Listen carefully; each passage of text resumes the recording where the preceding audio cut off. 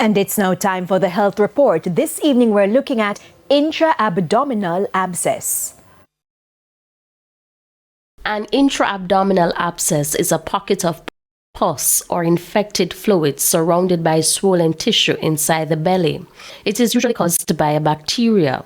There are many reasons why this happens. This can occur for several reasons. Some of the most common ones include things like a perforated appendix or perforated appendicitis. Patients may also have peptic ulcer disease, and if that peptic ulcer becomes perforated, that can also lead to fluid leaking out inside the abdomen and forming an abscess. In the older population, sometimes the colon can have little outpouchings, what we call diverticulae, and some of these diverticulae can become perforated, causing the pus to leak out inside the abdomen, and these can cause intra-abdominal abscesses. Most people feel pain, but the symptoms can be different depending on where the abscess is located. So if it's the appendix, it's typically related to the right side, to the lower abdomen.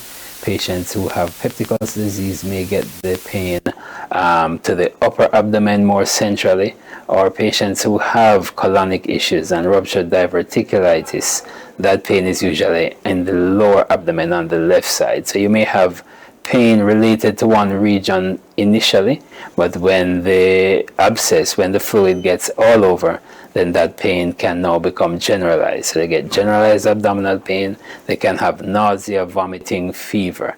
If not treated, the bacteria can grow and spread. The treatment usually involves antibiotics to fight the infection and a procedure to drain the pus. It's one of the more common non-traumatic causes of admission to the surgical ward, and it's something to really look out for. We do have a challenge when patients present late. Certainly we have a culture in Jamaica when we're not feeling well. Most things, a lot of people say it's gas, and they'll try some home remedies first when they're having pain.